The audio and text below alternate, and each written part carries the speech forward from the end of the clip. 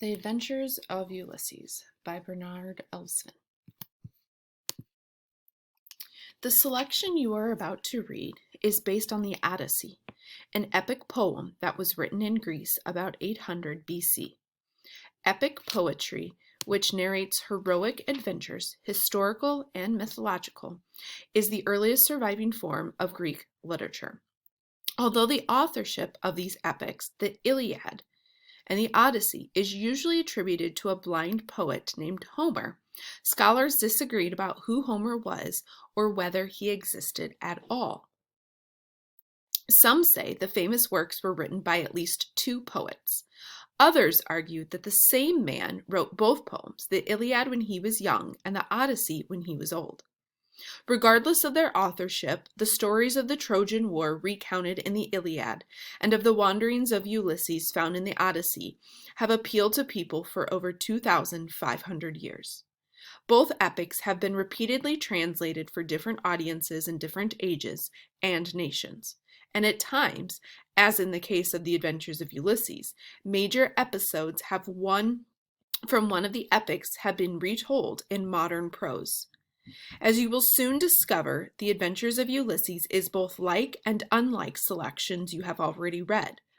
Like a short story, the selection has setting, plot, and characterization. But unlike a short story, it has a multitude of settings, many of them exotic. It features numerous external conflicts, and it contains scores of characters, some of whom are glimpsed only briefly. The selection differs in another important way from the usual short story. It features a hero, not a typical human being, as its main character. As a hero, Ulysses possesses characteristics shared by a few men. He displays unusual feats of strength, remarkable wit and cunning, and exceptional loyalty to his men. Though a hero, Ulysses is far from perfect. He is capable of making errors of judgment and can be a braggart. A man distantly related to the gods and known by them, Ulysses is not a god himself.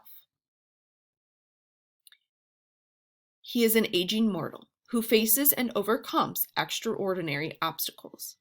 Everyday language seems hardly adequate to describe Ulysses' character, the persons, gods, and monsters he meets, and the feats he performs.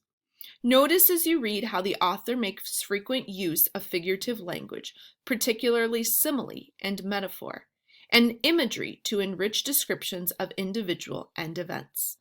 Note, too, the point of view the author employs and ask yourself, why has he selected this point of view rather than another? The map that I've put in Google Classroom and the glossary will definitely help you. You should reference those often so that you can kind of see where he goes and kind of what the story is going to be about. And then also the glossary is going to help you understand the names, how to pronounce it, and the relationships between people. Introduction. So here's a little background information. The gods and goddesses of ancient Greece seem to us a peculiar lot. They established themselves after a long and terrible war that the brothers Zeus, Poseidon, and Hades waged against the race of older gods called the Titans. Once the Titans were finally overthrown, Zeus, Poseidon, and Hades drew lots to divide the earth among them. Zeus won the sky, Poseidon the sea, and Hades the underworld. From that time on, Zeus ruled the earth along with his brothers, sister, various spouses, and a few additional gods and goddesses, all of them making their home on Mount Olympus. These Olympians were a quarrelsome family. They ruled the universe, but not peacefully. Though immortal, they nevertheless displayed the same range of emotions one finds among mortals, and often the same bad manners. Petty jealousies would often spring up between one god or goddess and another, and fights would follow. They played favorites among humans. To one, they might give special powers, while life made life difficult for another. Since Olympians could influence events and determine mortals' fates, life on Earth was largely unpredictable.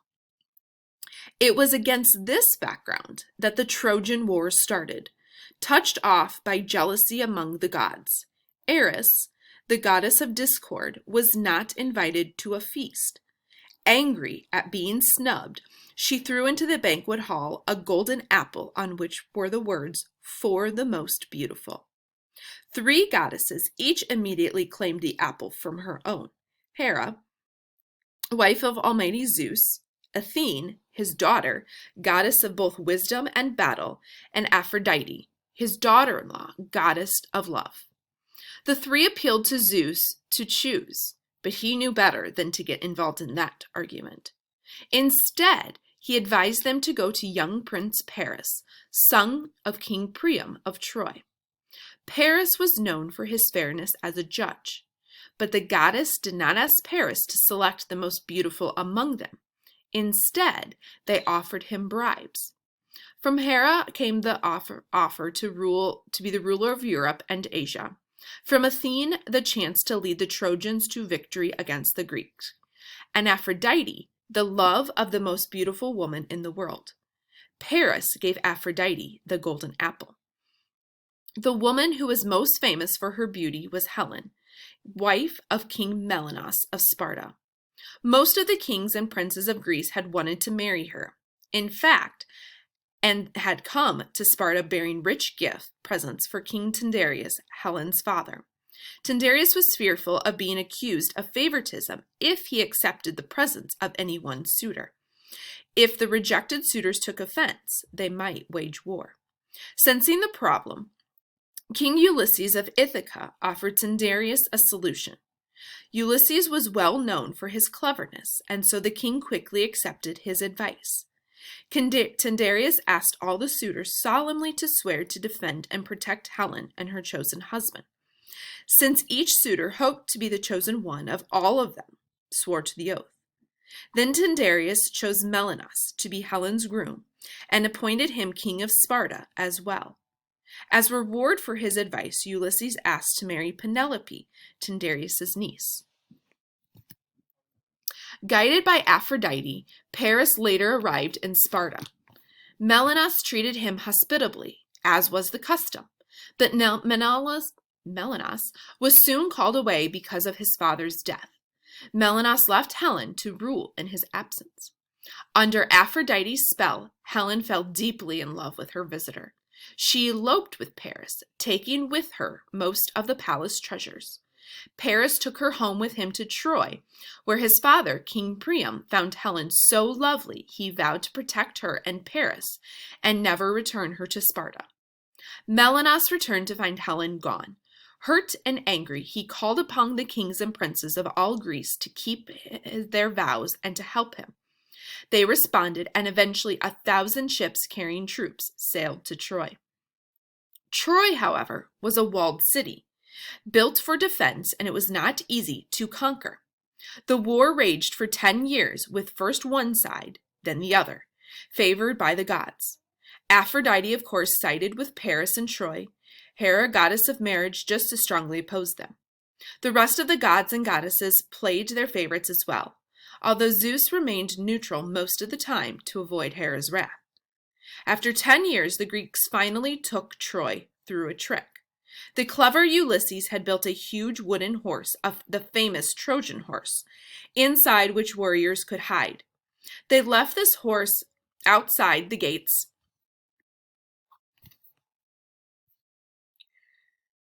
of Troy and sailed away, only to hide behind a nearby island. The Trojans assumed their foes had given up. Nevertheless, they were puzzled by the enormous horse outside their gates. A Greek soldier who had volunteered to remain behind to be captured was brought before King Priam. He played his part well. He declared that both he and the horse were intended to be offerings to Athene, but he had escaped. The horse had been built so large, the soldier claimed, to discourage the Trojans from carting it into their city. The Trojans were supposed to destroy the wooden offering and thereby bring the wrath of Athene upon themselves. The scheme worked. The Trojans dragged the horse through the gates and into their city, thinking to win Athene's favor away from the Greeks. Then that night the Greeks who had hidden in the horse, Ulysses included, climbed out through a trap door and threw wide the city gates. The remaining Greek soldiers returned from hiding, stormed through the gates of Troy, set fires to the buildings, and killed those who rushed out into the streets in confusion. By morning the city was in ruins. Helen was taken to Menelaus, who gladly received her back, and together they sailed home to Sparta.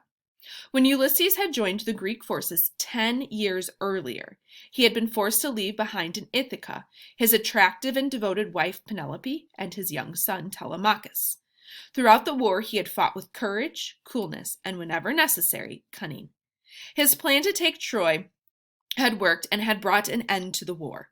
But Ulysses was weary of battle. He had begun to long increasingly for home. 10 years away from his wife, his son, and his native land seemed like an eternity. And the story that follows Ulysses begins his homeward journey, unaware of what the gods might have yet in store for him.